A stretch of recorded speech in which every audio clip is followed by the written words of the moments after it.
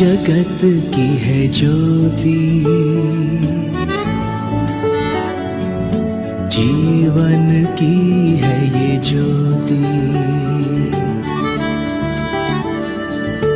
यीशु जगत की है ज्योति, जीवन की है ये ज्योति। राह दिखाता है अंधकार में वो ज्योति, हर अंतर में चमका उठा दिव्य ज्योति। वो है दुनिया की सत्य ज्योति, दिव्य ज्योति, वो है सत्य ज्योति, सत्य ज्योति, सत्य ज्योति, सत्य ज्योति, सत्य ज्योति।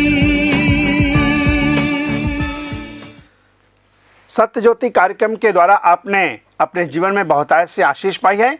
एक बार फिर से मैं आपके सामने हाजिर हुआ हूं कि मैं आपके साथ में कुछ ज्ञान की बातें कर सकूं। आइए हम अपने परमेश्वर का धन्यवाद करेंगे, उससे प्रार्थना करेंगे। परमेश्वर, हम आपका धन्यवाद देते हैं और आपके सम्मुख हम आए हैं जिससे हम आज के इस समय में आशीष को प्राप्त कर सकें। विशेष हम प्रार्थना करते हैं, हम जो बातें कहें उसमें प्रभु आपकी महिमा प्रकट होने पाए और हमारे जीवन में उन्नति आने पाए। यीशु मसीह नासरी के नाम में हम इस प्रार्थना को मांगते हैं, आमीन। मेरे प्यारे भाइयों बहनों, आज मैं एक विषय आपके साथ में बांटना चाहता हूं और उस विषय को कहने से पहले मैं चाहता हूं कि आप में से जो लोग परमेश्वर के वचन को रखते हैं वो लोग अपने साथ में इस विषय को पढ़ें। होशे भविष्यवक्ता की पुस्तक, उसका 4 अध्याय, उसका 1 पद लिखा गया, हे इज़राइलियों, यहोवा का वचन सुनो। इस देश के निवासियों के साथ यहोवा का मुकदमा है। इस देश में ना तो कुछ सच्चाई है, ना कुछ करुणा और ना कुछ परमेश्वर का ज्ञान ही है। मेरे प्यारे भाइयों बहनों, परमेश्वर का वचन कहता है, हे इज़राइलियों, परमेश्वर का वचन सुनो। परमेश्वर का कहना चाहता है कि इस देश में कुछ परमेश्वर का ज्ञान नहीं है। हम आगे 6 पद में पढ़ते हैं तो लिखा गया है, मेरे ज्ञान के ना होने से मेरी प्रजा नाश हो गई। तूने मेरे ज्ञान को तुच्छ जाना है, इसलिए मैंने तुझे अपना याजक रहने के अयोग्य ठहराऊंगा। इसलिए कि तूने परमेश्वर की व्यवस्था को तज दिया है, मैं भी तेरे लड़के वालों को छोड़ दूंगा। मेरे प्यारे भाइयों बहनों, हमको यहाँ पर एक विषय देखने को मिलता है कि ईश्वर का ज्ञान ना होने के कारण लोग नाश हो जाते हैं। मेरे प्यारे भाइयों बहनों, बहुत सारे लोगों के पास ज्ञान है लेकिन ईश्वर का ज्ञान नहीं है, परमेश्वरी ज्ञान। मेरे प्यारे भाइयों बहनों, आज मैं कहना मांगता हूं, ज्ञान हमारे लिए बहुत जरूरी है और ज्ञान से हम बहुत सी चीजें कर सकते हैं। कुछ लोग ज्ञान को बुद्धि के साथ तुलना करते हैं, ज्ञान को नॉलेज के साथ में तुलना करते हैं, समझ। मेरे प्यारे भाइयों बहनों, क्या हमारे पास ज्ञान है? कभी किसी व्यक्ति के पास जाएं, बात करें तो हमें सुनने को मिलता है, अरे इसके पास कुछ ज्ञान नहीं है, ये पूरा मूर्ख व्यक्ति है, इसको मालूम नहीं है कि जिस पेड़ की शाखा पे ये बैठा हुआ है और उसी शाखा को काट रहा है, उसे नहीं मालूम कि गिर जाएगा और इसके प्राण की हानि हो सकती है। ज्ञान ना रहने के कारण वो व्यक्ति ऐसा काम करता है, इसे हम मूर्ख कहते हैं।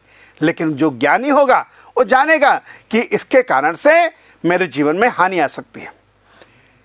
हमको जब ईश्वर के वचन को देखने को मिलता है तो ईश्वर का वचन बताता है, अगर तुम सांप को वश में करना नहीं जानते तो कभी भी ऐसा ना करो कि सांप के बिल में हाथ डाल दो। ज्ञानी लोग क्या करेंगे? पहले सांप को पकड़ने का मंत्र सीखेंगे और उसके बाद सांप के बिल में हाथ डालेंगे। मेरे प्यारे भाइयों बहनों, ज्ञानी व्यक्ति ऐसा है, ऐसा नहीं है कि वो मैदान में उतर गया लेकिन उसने तैयारी नहीं करी।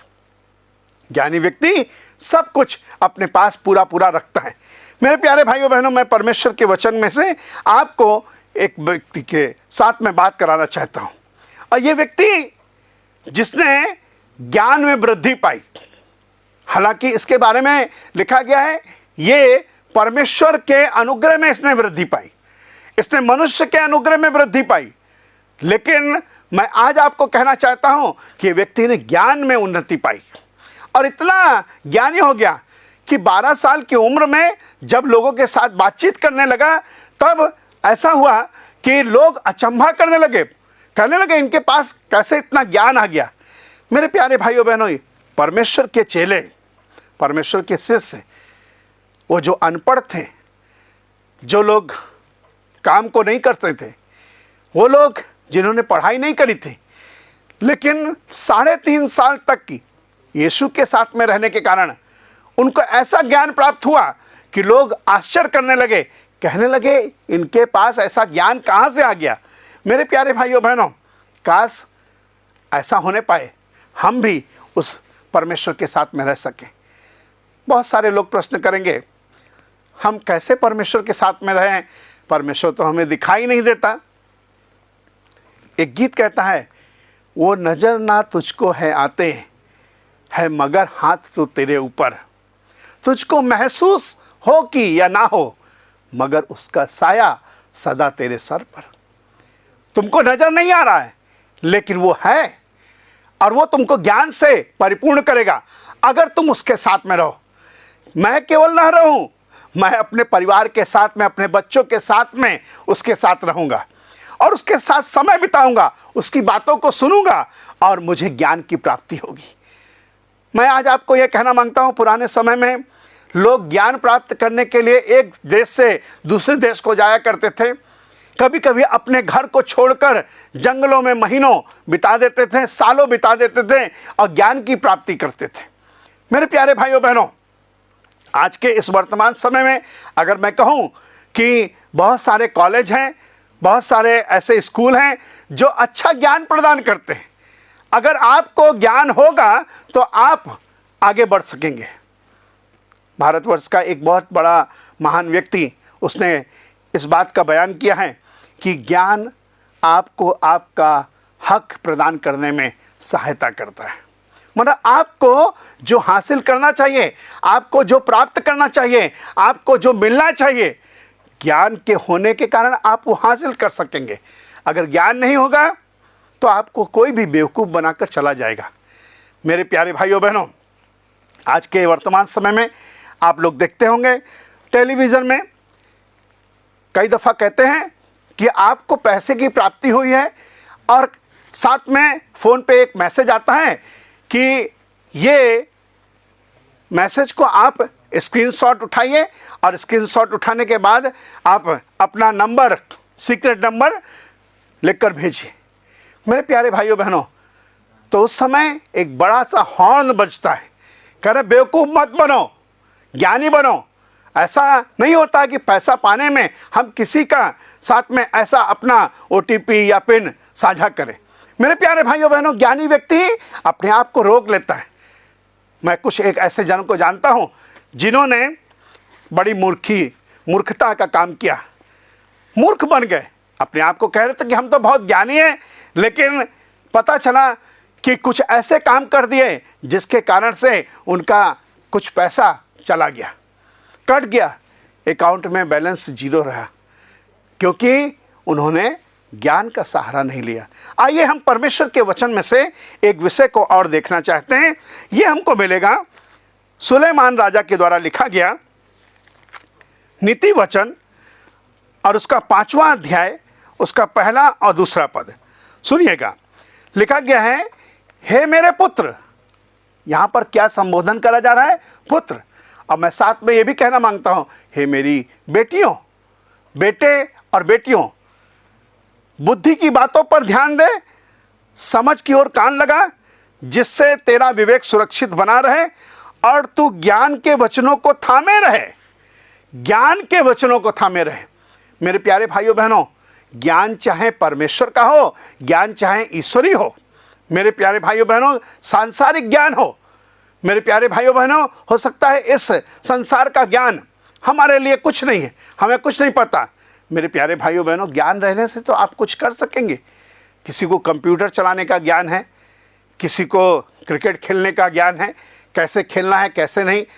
मेरे प्यारे भाइयों बहनों, हर एक चीज़ के लिए ज्ञान की आवश्यकता है। जो व्यक्ति अपने आप को इस प्रकार से तैयार करता है, वो व्यक्ति अपने जीवन में ज्ञान को हासिल करता है। मेरे प्यारे भाइयों बहनों, सुनिएगा, परमेश्वर के सेवक ने इस प्रकार से बात को कहा। नीति वचन उसका 1 अध्याय उसका 7वां पद, यहोवा का भय मानना बुद्धि का मूल है। बुद्धि और शिक्षा को मूढ़ ही लोग तुच्छ जानते हैं। जो मूर्ख लोग होते हैं वो लोग ज्ञान को बहिष्कार करते हैं, ज्ञान को तुच्छ समझते हैं। लेकिन जो लोग ज्ञानी होते हैं वो लोग ज्ञान को प्राप्त करना चाहते हैं। प्रभु का वचन इस प्रकार से कहता है कि तू मूर्खों की संगति को छोड़ दे, नहीं तो तू भी मूर्ख हो जाएगा। तू ज्ञानियों की संगति कर, ज्ञानी लोगों के साथ उठना बैठना हो, उनसे बातचीत करना हो, उनके साथ रहना हो। एक दिन वैसा हो जाएगा कि आप भी ज्ञान को प्राप्त करने पाएंगे। मेरे प्यारे भाइयों बहनों, सुनिएगा, आपके लिए, हमारे लिए सबसे ज़्यादा इस पृथ्वी पर बुद्धिमान ज्ञानी व्यक्ति कौन रहा? सबसे ज़्यादा बुद्धिमान ज्ञानी व्यक्ति की अगर बात करें तो उस व्यक्ति का नाम है सुलेमान राजा। एक बार उनके सामने एक मसला आया। 2 औरतें एक जीवित बच्चे के लिए दावा कर रही हैं कि जीवित बच्चा जो है वो मेरा है और मरा बच्चा वो दूसरी औरत का है। मेरे प्यारे भाइयों बहनों, ये मसला ऐसा बढ़ता गया कि दोनों औरतें जीवित बच्चे को अपना बच्चा कह रही हैं, मरे बच्चे को दूसरी औरत का बच्चा कह रही। सुलेमान राजा बहुत चिंता में पड़ गए, कैसे इस समस्या का हल करा जाए। उनके पास ज्ञान दिया था परमेश्वर ने, क्योंकि सुलेमान ने परमेश्वर से ज्ञान मांगा था। और जब ज्ञान प्राप्त हुआ तो सुलेमान ने एक निर्णय लिया कि जीवित बच्चे के 2 टुकड़े कर दिए जाएं और एक इस औरत को एक उस औरत को दे दिया जाए। लेकिन हुआ क्या, जब बच्चे को काटने की बारी आई तो वो बच्चे की माँ, जिसका बच्चा जीवित था, वो कहने लगी, महाराज इस बच्चे को मत मारो, इस बच्चे को उस औरत को दे दो। लेकिन एक औरत जो दूसरी थी वो कहने लगी, इस बच्चे को 2 टुकड़े कर दिया जाए, ना मेरा होगा ना इसका होगा। मेरे प्यारे भाइयों बहनों, इस प्रकार से सुलेमान ने अपने ज्ञान के द्वारा जान लिया कि जीवित बच्चा किसका है। और उस औरत को जो कह रही थी कि जीवित बच्चा उसको दे दिया जाए, उस औरत को सुलेमान ने उस जीवित बच्चे को दे दिया। ज्ञान होने के कारण तो एक ऐसा निर्णय लिया गया। मेरे प्यारे भाइयों बहनों, मैं आज आपको ये कहना मांगता हूँ, आपके बच्चे ज्ञानी हो, आपका परिवार ज्ञानी हो, आपका समाज ज्ञान से भरा हो। आइए हम अपने आप को प्रभु के हवाले करें, उससे दुआ मांगे। परमेश्वर पिता, हम आपका धन्यवाद देते हैं। एक बार फिर से हम आपके सम्मुख आते हैं, प्रार्थना करते हैं ये ज्ञान हमारे जीवन में, चाहे सांसारिक हो चाहे ईश्वरी, वो हमारे जीवन में सहायता प्रदान करता है और हम इस ज्ञान को प्राप्त करने के लिए प्रस्तुत रहें। यीशु मसीह नासरी के नाम में मांगते हैं, आमीन।